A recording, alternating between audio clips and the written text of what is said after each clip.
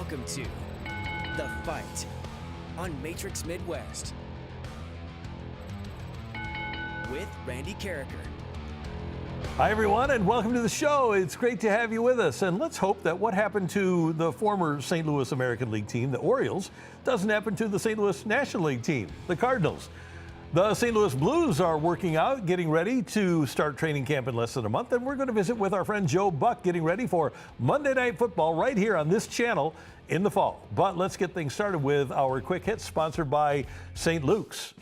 And when the Cardinals come home after this weekend in Philadelphia, the Baltimore Orioles will be here. Of course, the Orioles were the St. Louis Browns through 1953, and an awful franchise turned into one of the premier franchises in the sport during the 60s and the 70s.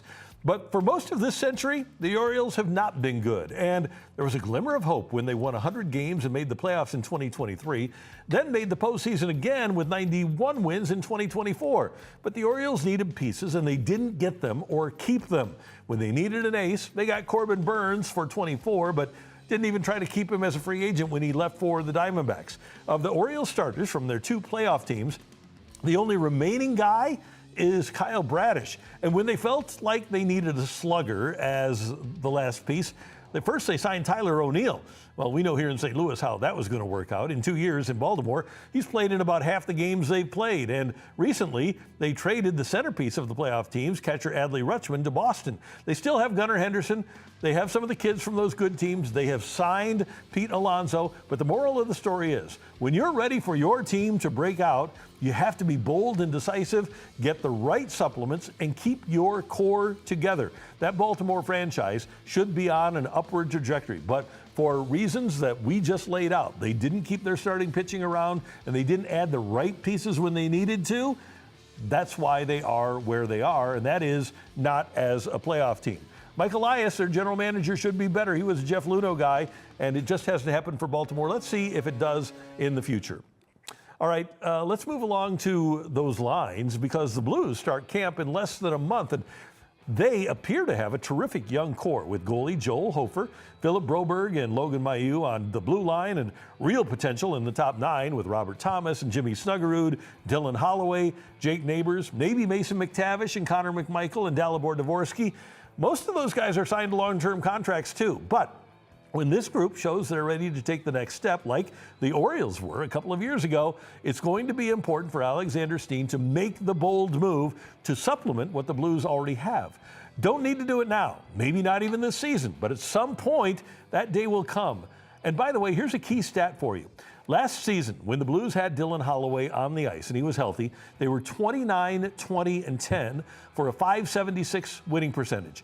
Utah was the number one wild card team in the West at .561. So if the Blues would have played the way with Holloway, if they had had him all season, they would have been the number one wild card team.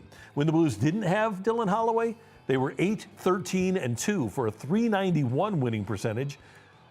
That was a .576 or a .391 would have been above only Vancouver in the entire NHL. .576 would have been fifth in the West behind Colorado, Dallas, Minnesota, and Vegas. That's if you have Holloway for the whole season. When you don't have Holloway, .391 was the winning percentage. Only Vancouver was worse in the entire league. You talk about a guy who moves the needle, who is a difference maker for your team.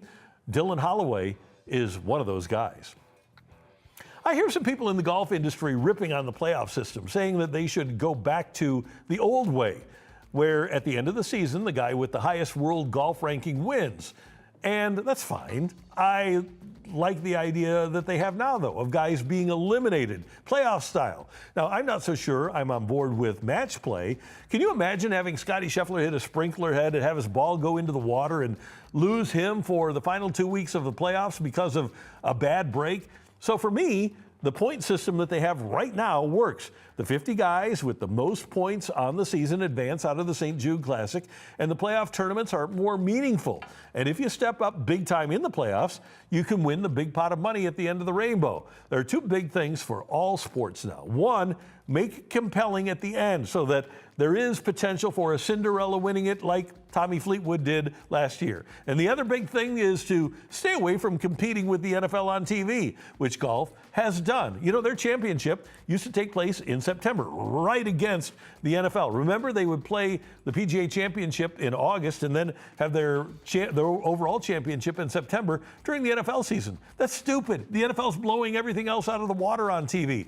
This system is just fine. I'll probably complain about the new True 2 track system in 2008, but right now, I'm really happy with what we're seeing here in St. Louis with the BMW Championship, and I don't mind that they play the championship at East Lake in Atlanta. I think it's a good idea, so I'm not going to be one of those people that rips on this system and complains about it.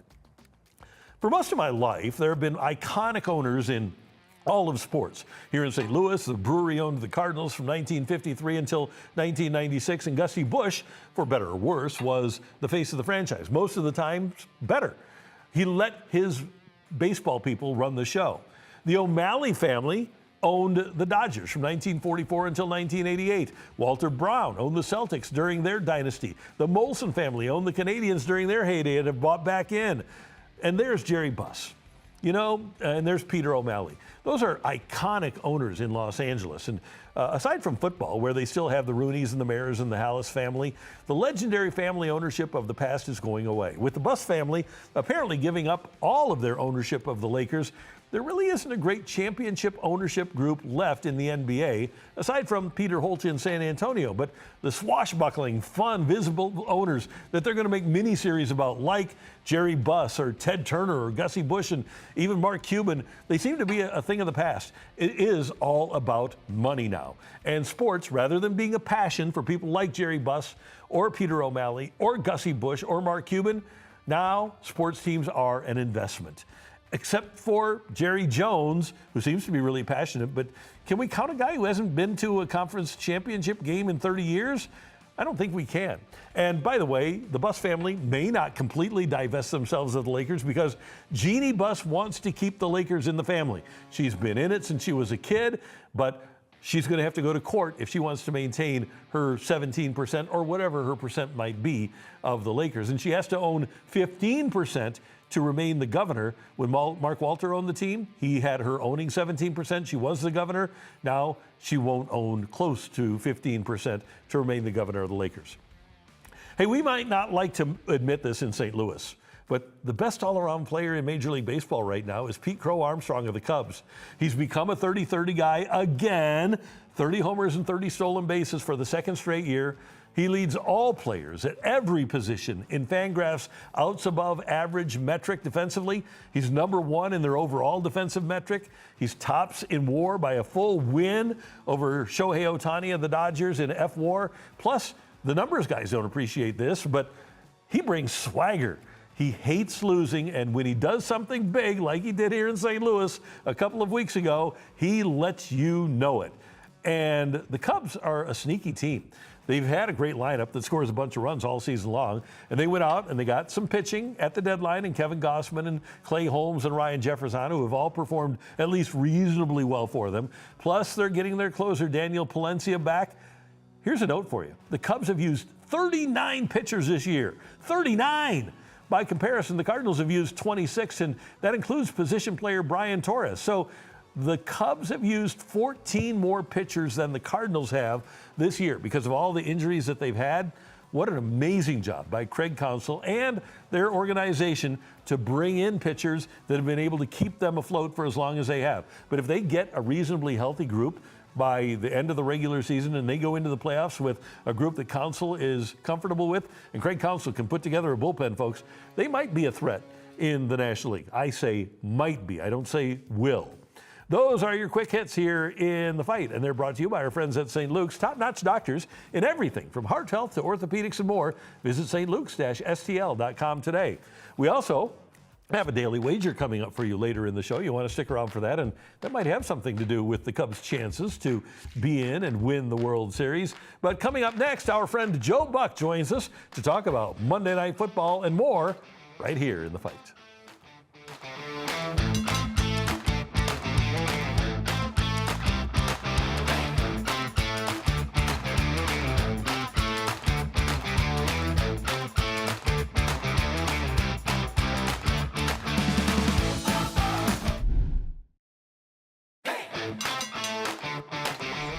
Good to have you with us in the fight. And starting on September 1st on this very channel, we will begin airing ABC programming. And that means SEC football, that means the NBA, occasional MLB games, the Stanley Cup playoffs, and Monday Night Football and Super Bowl 61 from SoFi Stadium in Los Angeles. And of course, the voice of Monday Night Football here on Channel 32 will be our own Joe Buck. And it's great to have you with us. Good to see you. How you doing, man?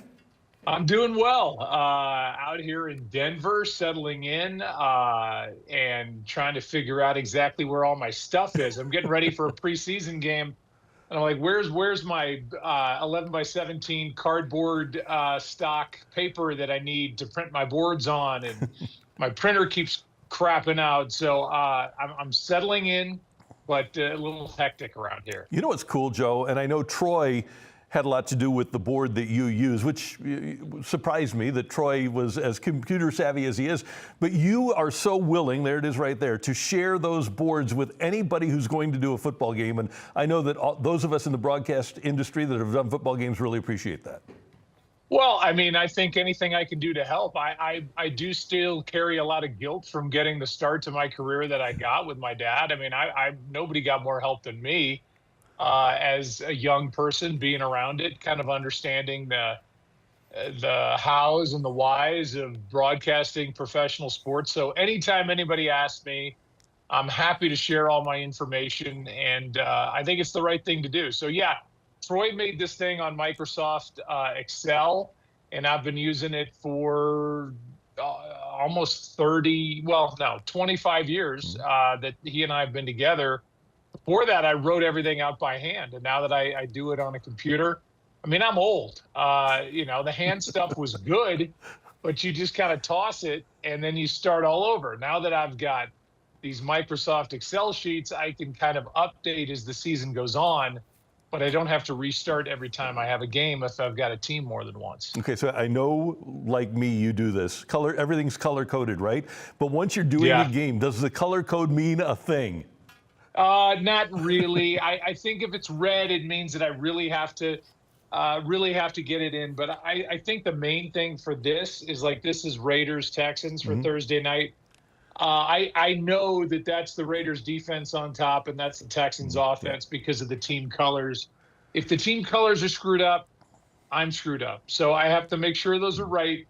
And once they're right, I'm kind of set and ready to go. Is it almost more difficult to do a preseason game because you have 90 guys on each team as opposed to 53 that you know that you'll have for Kansas City and Denver?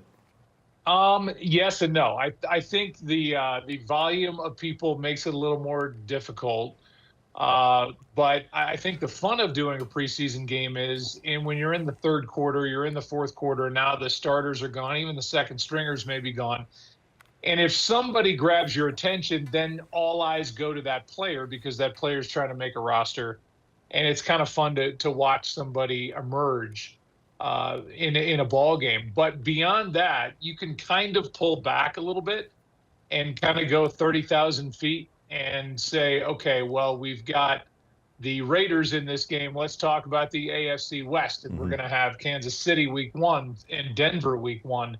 Let's talk about those teams. So you can kind of blend your focus off to something else and almost kind of use it it's almost like an all-star game to me. The strategy of the specific game doesn't really matter. So when you're between plays, you can pick up a conversation about something that happened over the off season or what you're looking forward to in the upcoming regular season, and it does not have to pertain to the two teams that are on the field at that moment. So September 14th, as you mentioned, Denver at Kansas City. You've seen a lot of Denver, especially once Sean Payton took over. You've seen a lot of Kansas City over the years. I would think that you know most of what you're going to see already on that game on September 14th. Yeah, I think the main thing is obviously the health of the two quarterbacks. I think Mahomes more than Nix. I think Nix is fine. I was out at their practice the other day here in Denver. I don't know the last time. I mean, I know you look at rosters and whatever, but Denver is stacked. And I think for the first time, and to take the experience factor out of it, take Mahomes. Mahomes is the difference maker no matter what you're talking about. He's the equalizer for these two rosters. But I think for the first time, Denver's roster to me, looks like it's more championship ready. But it gets back to the quarterback play. And if that's the case, then you go to Kansas City because they've got Mahomes. But Mahomes is coming off a torn ACL, and we'll see how he's moving around. I would imagine they'll protect him in that game. He won't do the ball's going to come out fast. He won't do a lot with his legs, I wouldn't think. But I think, as you know, once they kick it off and instinct takes over, he may do more with his legs than they hope he will do. So it'll be a really fascinating game to see where Mahomes is. All indications are that he's ready to go, or he will be ready to go. But you know, those ACLs, they say you're better the second year than the first year coming back from that. If that's the case, it's going to take a minute. And I think Denver goes into that game. Really, I don't know who's going to be the favorite. I have no idea. I haven't looked at any of that stuff, but I think Denver is a really tough team. And as we sit here right now, Denver or Buffalo would be the two teams that I would pick right now to meet in the AFC Championship game, with a lot that can change between now and then. And Joe, I think that if I were a quarterback or if I were Andy Reid and I could pick any of the 31 other teams to start against, I would pick Denver at 31 because nobody disrupts the quarterback like Denver does, right? Yeah, I mean, they go into this season, they were knocking on the door of a team sack record, and everything they've said so far this offseason is we want it, and they have it. They have the personnel to do it because they can come at you linebacker level, the defensive line. Zach Allen's a great player that nobody talks about. They've got a secondary with Pat Surtain that's, a shutdown corner, one of the rare shutdown corners, even though Bill Parcells used to tell us there are no shutdown corners. He would be the closest one to it. So they're good at every level of that defense, and they are relentless rushing the quarterback. So, yeah, I think that I would agree with you. Of all the teams out there, that would be 31 if I'm Mahomes in Kansas City week one, because they're going to be revved up and coming after him. You made a point on ESPN a couple of weeks ago when you were going through the car wash getting ready for Jeopardy that while the Rams are the betting favorite, you can't really pick them because the league is so unpredictable. For you, what do you think makes it so hard for NFL teams to repeat, Chiefs notwithstanding, and keep making the playoffs year after year after year? Injuries. I mean, it's a simple answer, but I think what would worry anybody with the Rams, I mean, Matthew Stafford's the MVP, the reigning MVP of the NFL, and was incredible and remains incredible.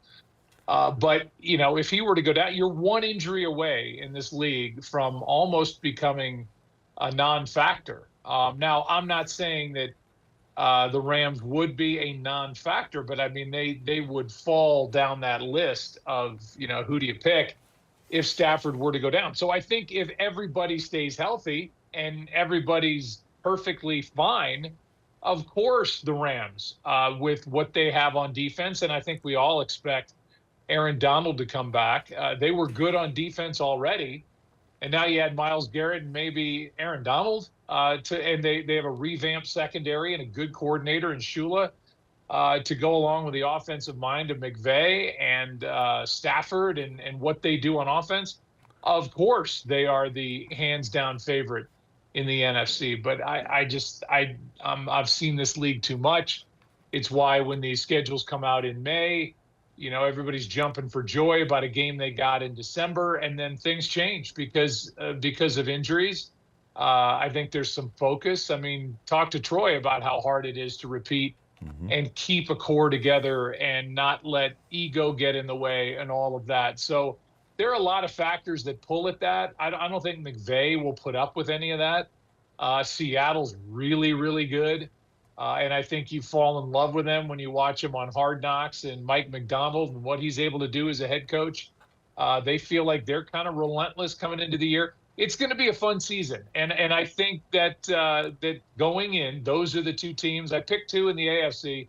those are the two teams that met last year right at the end, and I think they'll do it again as long as they stay healthy.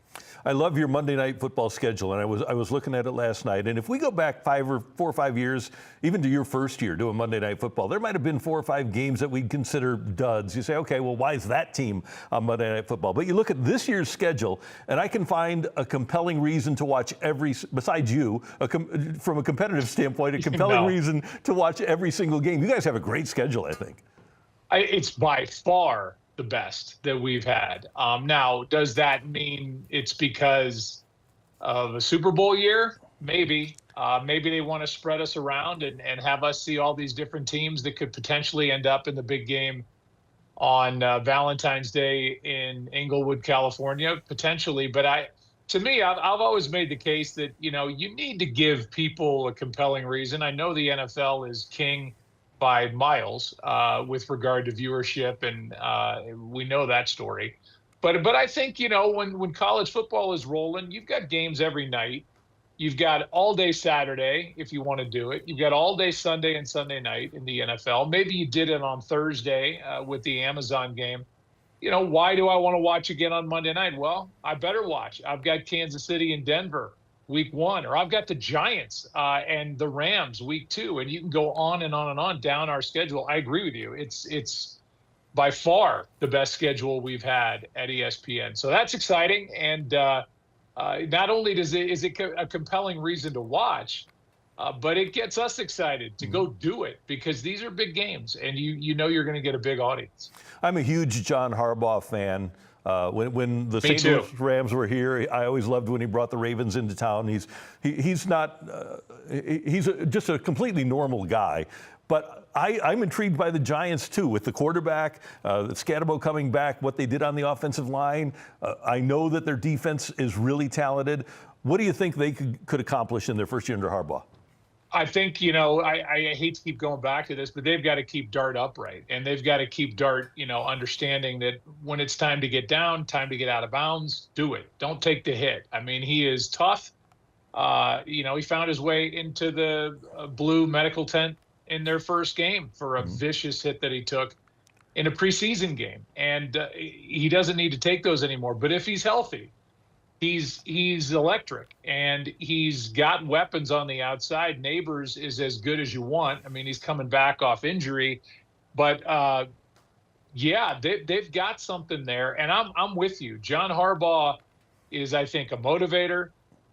He's a guy that got his reputation and cut his teeth, so to speak, as a special teams coordinator for Andy Reid in Philly. He's different than his brother. They're both very good coaches, obviously. He is a little more, I don't know. Jim can get a little eccentric. He's quirky, I think John he's quirky, but I think you'd like to play for him. But I think John is a little more straightforward, doesn't put up with much. And I'm excited for him to get a new start in New York with the Giants. So I think they could surprise. How many wins, I don't know, but I think they're an above 500 team. Dallas is really good in that division. Philly's not going anywhere. Washington should be improved. That NFC East is going to be fun to watch. By the way, you go back to Brian Daboll and some of the coaches with the Giants before Harbaugh. They would snap at the New York media, and you can never win snapping at the New York media, and Harbaugh never will. I think, kind of like Joe Torre, he'll know how to handle that media. It's a good comp. Torre used to say his job was twofold. And when you talk to Jeter, I talked to Jeter in Cooperstown about this very thing. Joe Torre's job with the Yankees forever was his office sat between where Steinbrenner would enter the locker room, the clubhouse, and where the players were. And it was his job to kind of put up a barrier between Steinbrenner and the clubhouse. And he did that very, very well. And put up a barrier to some degree because he was so smart and media savvy between the media and the players. And then on top of that, Jeter was really good at that. They had a lot of leaders on that team that were really good at not saying something dumb that started some, fake controversy up in New York. And I agree. I think John is very measured. I think he's a guy that likes to spar a little bit with those guys, but he's very smart. And I don't think he'll make the mistake of taking the bait and starting something up that becomes bigger than what it should be because it's the New York media. So I think he's the right guy for that. During the summer, Joe Buck was enlisted to host ESPN Sports Jeopardy. How did you enjoy that experience? It's fun. I got to do it for a week when Alex Trebek passed away. It's the same. It's the same writers. It's the same library. It's the same challenge to keep the game moving. They're very good post-production wise of tightening everything up. It's fun. I mean, I think it's fun to watch ESPN people put their sports knowledge to the test. Jeremy Schaap was amazing. John Hamm was great as a celebrity. Keegan-Michael Key, the same. So it's fun to watch them figure out how to master the buzzer, how to work their way through clues to get the right answer. I would not be very good as a contestant. I'm glad I've got the answers in front of me. But it's enjoyable. I like doing things like that kind of get my mind working in other ways in this business. So it was good. We're going to do it again, I think, at some point in the winter. So I'm excited to do it again. Have you ever gone down a Key and Peele rabbit hole on social media and just watched their clips? God. Yes, I have. And it's brilliant. And Keegan is a unique guy and just hyper, like full of energy. They've had amazing careers, and I see why. When I was around Keegan, he's a great guy, very smart, and really, really funny. A couple of weeks ago, your sons had the opportunity to throw out a first pitch at a Cardinal game, and you got to sit in with Chip and Mark, and I think we have a little video. Smoltz was there, and then he had to leave to do a game, which we're not doing right now. Leahy is behind on the count here, 2-1. But it was just good to see a lot of those guys and watch them. It just, I don't know, it's very pure. No, shut up. Go, do your thing. Go. No, go ahead. No, I don't want to. I don't even know who's hitting. Neither do I. Willie Castro. There you go. That's the beauty of the job. Look, it's Willie Castro. They got a board up there. Yeah. You can fake it. How did you enjoy, first of all, having the kids come out and be up on the mound? Well, they were the ones that kind of coerced me into going on to the mound. I thought I have a free get out of jail free card here with 8-year-olds. Like I don't want to throw from the rubber. I don't want to throw 60 feet 6 inches. And my son Blake's like, no way, we're not going halfway. I'm going 60 feet 6 inches. I couldn't believe, and that's exactly what he said. I couldn't believe he knew what the measurement was. But yeah, I'm glad I didn't bounce it. I aimed high. Everybody always said aim high. And then the pitch was high. I was like, I should have just aimed normal. But whatever. I didn't bounce it. It was great. Sharing those things with my boys who don't really know me as a baseball person or as a baseball announcer is fun. Going in the booth is a blast. But I'm always kind of more respectful of the game, I think. It always bothered me when I had to do interviews as the play-by-play guy. It's like people are not tuning in to hear me, Joe, that night talk about my career or my dad. They want to watch the game. And I think I was like, Chip, come on, do your job. And whatever. We had a great time. Then I went on with Claiborne and Morton on the radio side. It was fun. Yeah, I'm watching every game now, loving it. Watched Baez the other day. My boys and I were watching every pitch and every fly ball that ended up in the seats at Wrigley. That was incredible. So they've got some fun things to get excited about with that Cardinal team in the years to come. I've always said, I don't think anybody watches a game better than you do. And I tell people, you and I would sit or stand in the KMOX booth. We'd have a conversation for an inning and a half. And you always knew exactly what happened when you went back down to get back on the air. Do you still watch games that way? Like if you're having a conversation, you're still paying really close attention to the game in part of your brain too? Yes, it's funny you say that because it gets me in a lot of trouble, especially with my wife. If the game is on anywhere in a room, I would say the majority of my attention is on the game. And my wife is continually repeating whatever question she has for me, whatever comment she has for me. It's like, we turn that off. It's better if I just turn it off to avoid any further fighting because yes, if that's on, my eyes are over there and I can tell you what the count is, forget the score at any moment. But yeah, we had some good times in that KMOX broadcast booth. Yeah, no doubt. Hey, before we let you go, I know you've enjoyed doing so many momentous events. You did Fox's first World Series.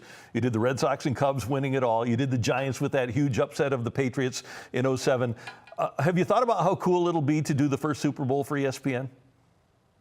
It's really going to be cool, and they've had a countdown clock going in Bristol for a year. It'll be exactly a year, and we did kind of a handoff after the Super Bowl last year in Santa Clara, and it's on, and the entire company is involved. And from what I know, and I've been told, when you do promos in the past, they go, "Hey, can we get somebody from the Star Wars franchise? Can we use Darth Vader in this thing?" And they're like, "Yeah, okay, call us later." And then nothing ever happens. Now that it's the Super Bowl, you get all the animated help. You get all the Star Wars help. The whole company is coming together. And the beauty of doing a Super Bowl, having done a few, in my career, is you got all this buildup. And we'll be building up for the whole year. And we've been building up, Troy and I, since we got to ESPN 4+ years ago. So you got all this buildup, and then you've got the championship games in. You got 2 more weeks of buildup, and then at some point, a kicker puts his foot into the ball, and it's like, oh wait, okay, here we go. Mm-hmm. And I'm like, okay, who's returning it, and who's downfield to make the tackle? It's like, okay, this is what I know. This is what I know about how to do. You just go back to being the play-by-play guy after all the hype. You remember, wait, I'm just doing a football game. And that's kind of the fun of it. It's kind of the mental gymnastics that you go through. But it's going to kind of feel like my first, I think, because it's been so long, and because the company that pays me and pays us and pays the NFL is so fired up about it. It's going to be big. And I know you're fired up about Dalibor Dvorsky wearing number 15. It's kind of changed my life. I wore out Caruso and Stisser. I'm like, can you get the guy his old number? 15 sitting there.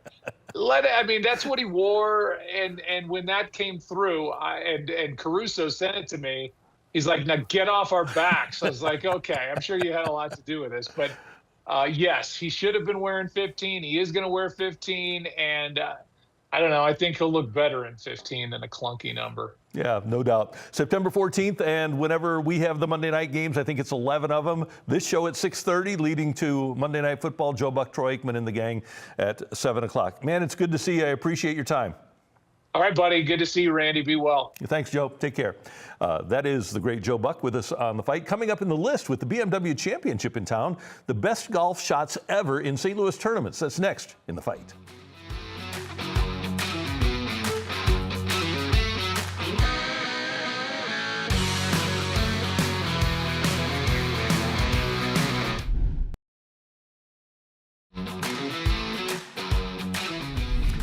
Time for the list, and with the BMW Championship in town, we want to talk a little golf with you, and we're going to look at the best shots that we've ever had in majors and other tournaments here in St. Louis.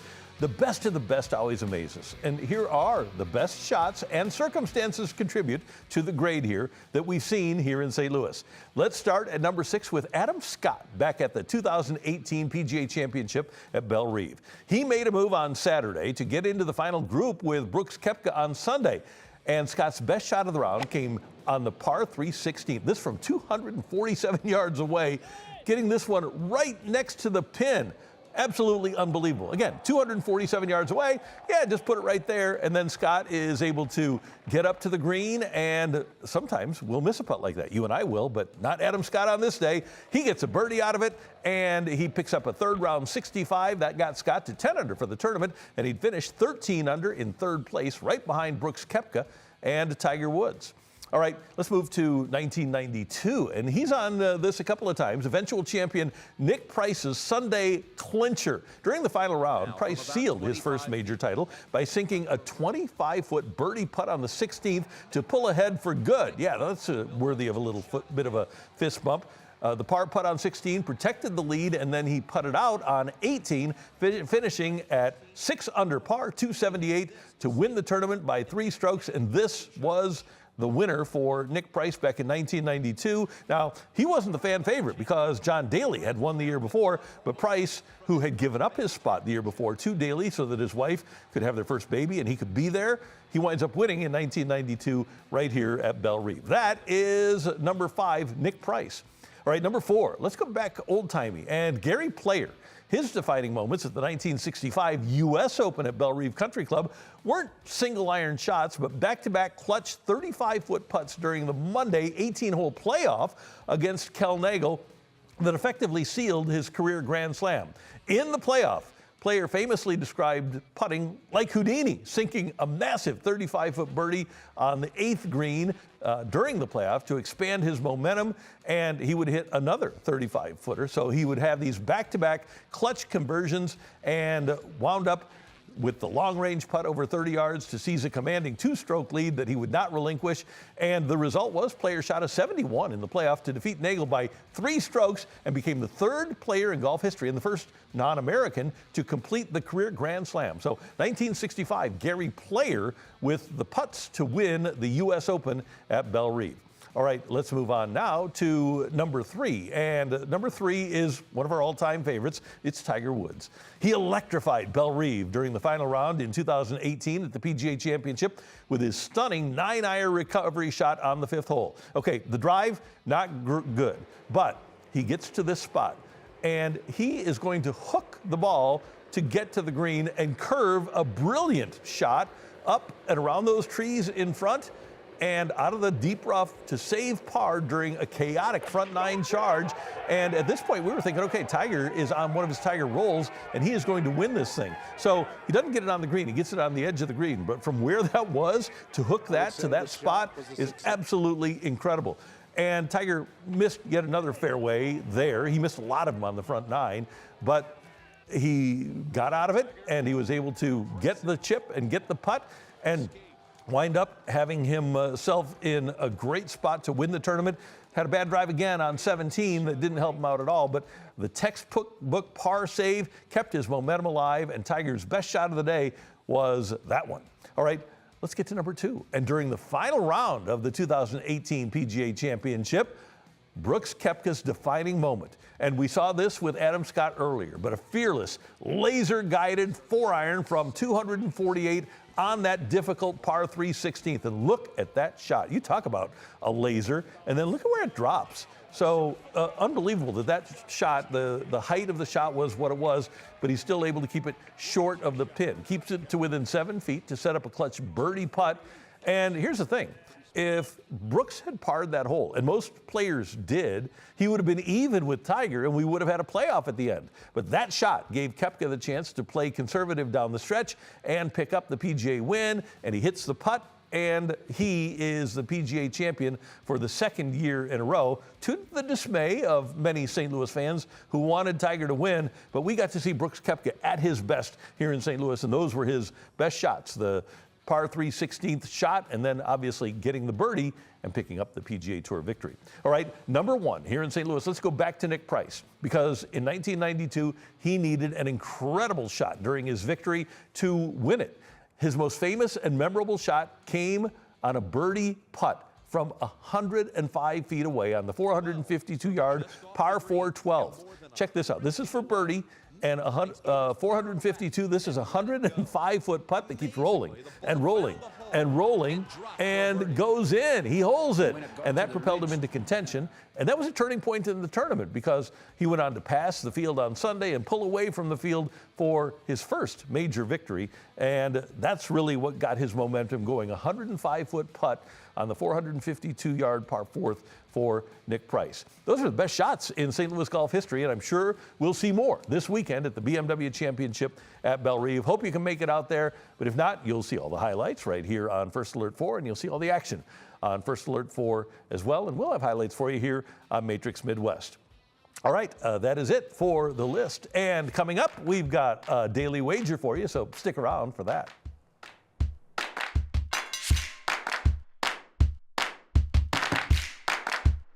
Hey, one of the things that is happening in St. Louis that's great is people are taking care of their hearts, and there are a lot of defibrillators on golf courses now.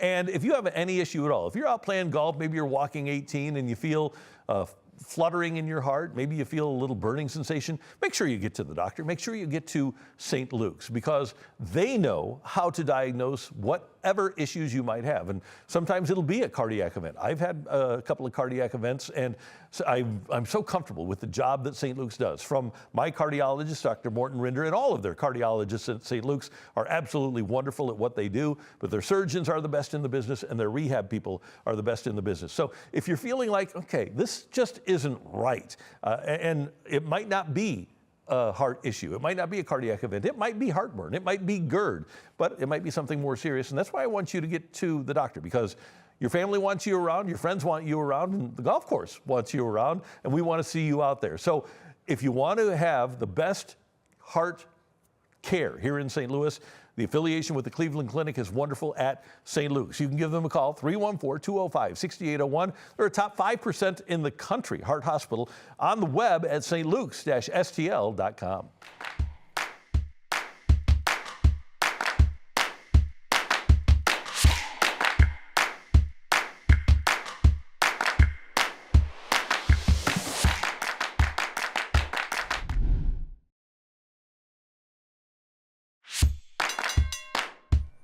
All right, it's time for our daily wager, and we are almost to September. Can you believe that? We're almost to the best time of year with baseball pennant races and the start of football and hockey training camp. My favorite time of year, and I love pennant races. And I think that we're going to see something here that hasn't happened an awful lot. I think we're going to see a team challenge the Dodgers. Now, I talked earlier in the show about the Cubs, and if they get everybody healthy, they could pose a problem. But you know who the hottest team in baseball is? And I said this when they made the moves at the deadline. It's the Padres, because they've added Robbie Ray to their starting rotation. They've added Casey Mize to their rotation. They're getting people back. They're going to get Joe Musgrove back. Running around the clubhouse in San Diego is Yu Darvish. We don't know if he'll pitch. But then at the end of the bullpen with Estrada and Morejon and Mason Miller, they have the best back end of the bullpen in all of baseball. So they're a big threat. The Padres are. The Dodgers are the best team in baseball. They don't have the best record. And I know Dave Roberts complained this week about them not playing the kind of baseball he wants them to. They really don't care. Don't believe what Dave Roberts is saying. He knows that in the stretch run in September, they're going to be fine and they'll be great in October. But the one team that I think can beat them is the Padres. So here's what I'm going to do. I'm going to go to the board here, and I could take the NL West to turn out the World Series winning division. I could do that. But why should I do that when I can just go with the winning state and get a little bit more money out of it? Because I think it's going to be the Padres or the Dodgers. Giants aren't going to win. Angels aren't going to win. But A's aren't going to win. But I think one of those two teams is going to win the World Series. So I'm going to go California plus 165 to win the World Series. Padres and Dodgers, I could go 160 with division, or I can go 165 with the state. So that's what I'm going to do. I'm going to take the state of California to produce baseball's world champions this year. And I'm going to put $100 on this. And at the end of the season, when one of the two, Padres or Dodgers, win the World Series, we're going to take home $265. Pretty good deal, huh? I know we're getting into the weeds here, but I really believe that it's either going to be the Padres or the Dodgers that win the World Series. And why not bet on California? Hey, maybe, just maybe, the Angels. No, it's not going to happen. The Angels aren't going to make a big move. All right, that is it for your daily wager. Don't forget to gamble responsibly. Coming up, we've got today's fun fact, we've got story time with Uncle Randy, and we have Today in Sports History. Stick around for that next in the fight.